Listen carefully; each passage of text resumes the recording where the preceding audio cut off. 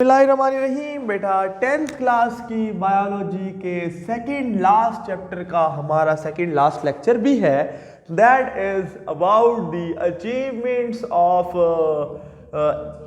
देखना स्पेलिंग यही है कि कोई थोड़ा डिफरेंट, यहाँ ई तो नहीं आता आई के बाद। हाँ, अचीवमेंट्स ऑफ जीनेटिक इंजीनियरिंग। और बेटा अगर मैं क्योंकि हमने कल पढ़ा था जेनेटिक इंजीनियरिंग, पहले हमने जेनेटिक इंजीनियरिंग पढ़ी, फिर हमने कहा उसमें टेक्नोलॉजी कौन सी यूज़ होती है, उसके ऑब्जेक्टिव्स पढ़े, उसके स्टेप्स पढ़े, और आज हम उसके फ़वाइद जो हमने कर लिए हुए हैं वो पढ़ेंगे, और जो करने जा रहे हैं लोग वो थोड़ा बहुत मैं आइडिया शायद दे दूँ आपको। तो बेटा जो बहुत आप यकीन माने जेनेटिक इंजीनियरिंग ने इनकलाब पैदा किए हैं in many fields, in the fields of medicine particularly, in the field of food, in the field of agriculture, in the field of environment। वो सारा जो बायोटेक्नोलॉजी ने फ़ायदे दिए हैं ना, उसमें से ज़्यादातर जो चीज़ें हैं वो इसका नेमुल बदल है, इसका फ़ायदा है।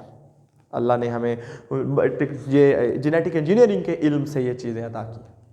तो उसमें सबसे पहली चीज़ है बेटा, अगर हम गौर करें तो इंसुलिन, और इंसुलिन प्रोडक्शन मैं पूरा डिटेल में नहीं पढ़ाऊंगा। इंसुलिन कल हमने बनानी सीखी थी, मैंने आपको बताया था कैसे बनाते हैं।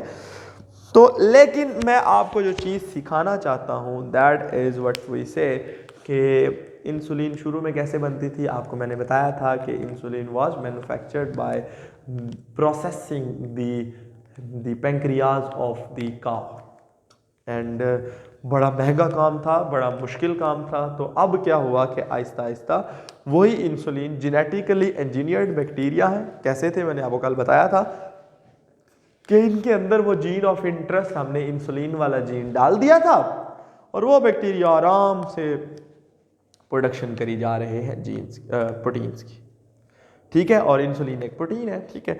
सेम इज विद दूसरी जो चीज़ है बेटा, that is the human growth hormone. ये मैंने आपको पहले भी बताया था कि इंसानों का ग्रोथ हार्मोन पहले कहाँ से प्रोड्यूस होता था, पिट्यूटरी ग्लैंड ऑफ काउ या एनिमल्स को प्रोसेस करके। जो लोग ड्वार्फिज्म का शिकार होते हैं, याद आया वो ह्यूमन ग्रोथ हार्मोन अगर कम हो जाए ड्यूरिंग ग्रोथ फैक्टर बच्चों में तो बच्चा छोटा रह जाता है, जिसको हम ड्वार्फ कहते हैं, ड्वार्फिज्म। याद है गाइजेंटिज्म एंड ड्वार्फिज्म और एक्रोमेगैली। तो human growth hormone is produce by genetically, again genetically modified bacteria. सही है। मैंने बेटा ये कहा था कि दुनिया की कोई प्रोटीन ऐसी नहीं है जिसको कभी ना कभी हम जेनेटिक इंजीनियरिंग से ना बना चुके हों या आगे ना बना सकते हों, मतलब आगे कोशिशें जारी हैं अल्लाह के हुक्म से, ठीक है। तो दूसरी चीज़ ये आ गई। तीसरी चीज़ एक चीज़ है, वो कहते हैं जी थाइमोसिन। दिस इज ऐसा ही है ना, अच्छा। ये एक हार्मोन है जो कि इवन कैंसर के पेशेंट्स के खिलाफ, ये भी एक तरह की प्रोटीन है और ये कैंसर के पेशेंट्स के खिलाफ ये एक्ट करता है। आप बेटा दुनिया, ऐसा मैं बता रहा हूँ कि दुनिया की कोई प्रोटीन है ना, सबसे पहले याद रखिएगा, मैं आपको एक चीज़ बताता हूँ, बड़े मज़े की बात है, कभी आपके काम आएगी ज़िंदगी में। बेटा फ़र्ज़ क्या, ये प्रोटीन एक्स है जो हमें चाहिए। ऑब्वियसली ये प्रोटीन किस चीज़ की बनी हुई है, अमाइनो एसिड्स की। Proteins are made up of amino acid. तो एक मशीन होती है बेटा, उसको हम कहते हैं अमाइनो एसिड सीक्वेंसर, यानी वो हमें बताएगा कि इसमें अमाइनो एसिड पहले नंबर पे कौन सा लगा हुआ है, दूसरे पे कौन सा लगा हुआ है, तीसरे पे कौन, वो पूरी तरतीब बता देगा।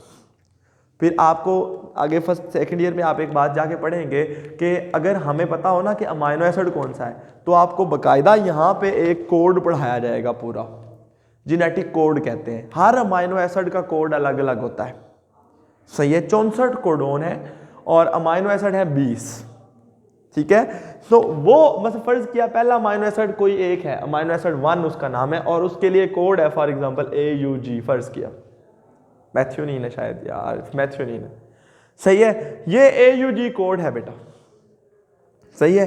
अब ये RNA है ना, यूरासिल इसमें लगी हुई है, तो इसका जो TAC इसका DNA है। तो ये इसके अगले का कोड लिख दें, फर्ज किया वो UGA है, नहीं ये तो स्टॉप कोडोन है, AAG फर्ज किया, सही है। इसी तरह CAT फर्ज किया, ठीक है। तो ये सारे कोडोन्स हैं, ये सारे डीएनए है और ये आरएनए है, बताया था ना कल। तो बेटा अगर आपको अमाइनो एसिड पता हो तो आपको आरएनए का पता होगा, और अगर आपको आरएनए का पता हो तो आपको डीएनए का भी पता होगा। तो इसका मतलब है किसी भी जीन को मैन्युफैक्चर किया जा सकता है। तो जिस जीन को मैन्युफैक्चर किया जा सकता है, क्या उसी जीन ऑफ इंटरेस्ट को पकड़ के तो बैक्टीरिया में ग्रो नहीं कराया जा सकता? ठीक है, तो इसे इस तरह से जेनेटिक इंजीनियरिंग की टेक्नोलॉजी से हम दुनिया की कोई भी प्रोटीन बना सकते हैं। ठीक है बेटा, तो ये आपको थाइमोसिन, इसके अलावा दुनिया में जितने एंजाइम है, जिस तरह फॉर एग्जांपल आगे आएगा यूरोकाइनेज एक एंजाइम है जो खून के अंदर क्लॉट्स को तोड़ता है, वो भी इस तरह से बनता है। बीटा एंडोर्फिन्स कुछ पेन किलर्स हैं, ठीक है, वो ये किताब में सारी बातें लिखी हुई, आप इन हेडिंग्स को लिखेंगे।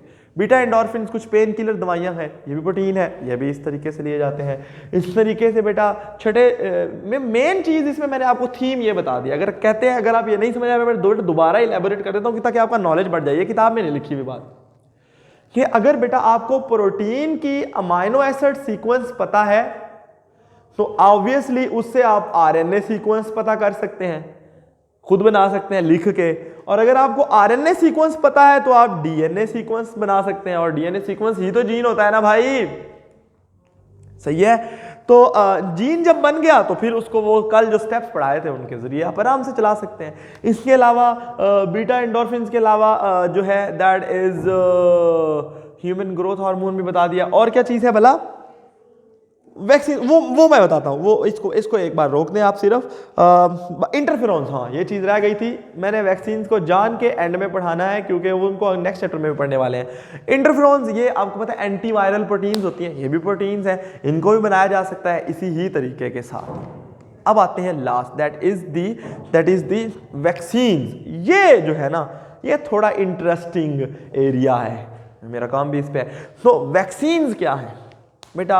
देखिए अगर आप गौर करें तो मैंने आपको एक बात बताई थी कि एक जो जरासीम है, वैक्सीन होती क्या है कि हम जरासीम को पकड़ते हैं, उसको मारते हैं या उसको वीक करते हैं या उसको ऐसे ग्रो कराते हैं बार बार कि वो जो है वो अपनी बीमारी फैलाने की सलाहियत खो देता है। उस बैक्टीरियम को या वायरस को हम पकड़ के तो बंदे को लगा देते हैं, और जब असल वाला वायरस आता है बीमारी वाला, वो बंदा पहले तैयार होता है, उसके अंदर डिफेंस सिस्टम, वो उसको मार देता है। ये बेसिक थीम है, ये मैं आगे वैक्सीन्स पढ़ाऊंगा भी लास्ट चैप्टर में, तो मैं आपको पूरी डिटेल इसकी अलग से भी पढ़ाऊंगा। देखिए मैं आइडिया आपको दे रहा हूँ, ये तो एक तरह की वैक्सीन होती है, लेकिन कई दफ़ा नुकसान पता है क्या होता है? देखिए मैंने कोई अभी उसने बीमारी नहीं फैलाई थी वायरस ने, मैंने उसको ग्रो कराया, लेकिन जैसे ही वो इंसान में गया वो वापस दोबारा से एक्टिव हो गया तो उसने बीमारी भी फैला दी, सही है। तो इसे कहते हैं रीएक्टिवेशन, सही है, या रीगेनिंग ऑफ पैथोजेनिसिटी। अब इस चीज से बचने, फिर दूसरी बात, अगर 100 बीमारियों की लिस्ट है, आप बेटा एक का टीका लगवाएंगे, दूसरी आंख में डलवाएंगे, तीसरी के कतरे पिएंगे, फिर चौथी, पांचवीं, छठी, सातवीं, आठवीं, ऐसा तो कितनी दफा नुकसान हो जाएगा। उससे बेहतर तरीका क्या होता है कि एक का डीएनए बेस्ड वैक्सीन आ जाती है, समझ आई। एक जो जरासीम है उसका वो जीन लेते हैं जिसकी वजह से वो प्रोटीन बनती है जो बीमारी फैलाती है या एंटीजेनिक, खैर उसको छोड़ दो, बस ये सोचो कि उसका एक जीन निकाल के इसके ऊपर लगा देते हैं या इसके डीएनए के साथ जोड़ देते हैं, फिर दूसरे किसी और का भी लगा के इसके साथ जोड़ सकते हैं। इससे क्या होता है 3, 4, 5, 7 बीमारियों की एक ही वैक्सीन बनती है और उसी को ग्रो लगा दिया जाता है। समझ आ गई बात की? तो इसे कहते हैं रिकम्बिनेंट वैक्सीन्स। रिकम्बिनेंट मतलब जिसमें 2 डिफरेंट डीएनए हो, उन वैक्सीन्स को लगाना भी आसान होता है क्योंकि वो बहुत थोड़ी लगती हैं, पूरा टीका नहीं भर के लगता, ना ही खतरे पीने पड़ते हैं, वो तो लाइक ऐसे टच कर देते हैं लाइक दिस, या इतनी छोटी सी नीडल होती है एक बार हल्के से टच करती तो वैक्सीन लग जाती है, ठीक है। तो वो जो वैक्सीन एक बार 3 बार टीका लगवाने की बजाय और फिर जरासीम से बचने की बजाय और महंगी, अब देखो 3 वैक्सीन को अलग-अलग बनाना आसान काम है या एक ही वैक्सीन में 3 वैक्सीन को जोड़ना ज़्यादा आसान काम है। तो दुनिया में अब रिकम्बिनेंट वैक्सीन आ रही है, उनको लगाना आसान, उनको उनकी वजह से दर्द कम होता है और वो ज़्यादा इफेक्टिव हैं। अब दुनिया इस पे रिसर्च कर रही है और ये पूरे का पूरा रिकम्बिनेंट वैक्सीन का एक बहुत बड़ा PhD पोस्ट डॉक तक इसके ऊपर पढ़ाया जाता है। और लोग काम कर रहे हैं मुसलसल। बहुत बड़ी बड़ी कंपनियां जिनके बजट हमारे मुल्क के बजट से कई 100 गुना ज़्यादा हैं, वो इस पे अब काम कर रही हैं। ठीक है, उम्मीद है बेटा आपको समझ आया होगा। यही सिर्फ थे। हाँ, एक चीज़ लास्ट रह गई दो तीन चीज़ें। एक होती है बेटा मुख्तलिफ जेनेटिक डिजीज़, ये मुझे याद आ गया। 8 फर्ज किया हीमोफीलिया है, हीमोफीलिया। ठीक है, ये एक बीमारी है जिसमें बंदे का ब्लड जमता नहीं है। ठीक है, क्योंकि इसमें प्रॉब्लम ये होती है कि वो जमने के लिए कुछ चाहिए होता है जो नहीं होता।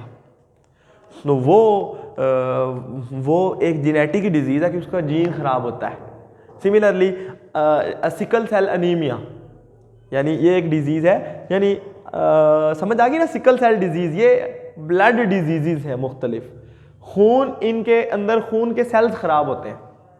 ठीक है, ये फर्स्ट ईयर में आप पढ़ेंगे कि अगर एक हीमोग्लोबिन खून के सेल आरबीसीज के अंदर एक प्रोटीन होती है ना, आपने पढ़ी हुई है। तो वो प्रोटीन के अंदर अगर सिंगल एक जीन नहीं, वो पूरी प्रोटीन के अंदर उसकी एक चेन में एक अमाइनो एसिड खराब हो जाए ना, तो पूरी की पूरी प्रोटीन खराब हो जाती है। सही है, तो वो क्यों होता है? क्योंकि उसका जीन खराब होता है।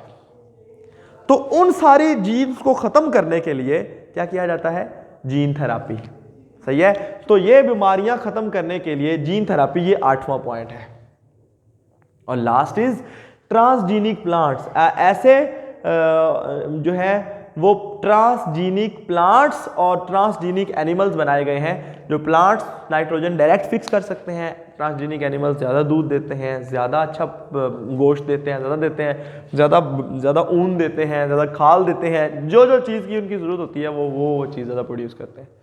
ठीक है, अभी तो मैंने आपको ये भी बताया था कि ऐसी बकरियां बनाई गई हैं जिनके यूरिन में और उनके दूध में भी इंसुलिन और बहुत सारे हार्मोन्स आ जाते हैं। तो उम्मीद है बेटा आपको समझ आया होगा। कि आपसे मुलाकात होगी इंशाल्लाह कल। इजाज़त दीजिए, अल्लाह हाफिज़।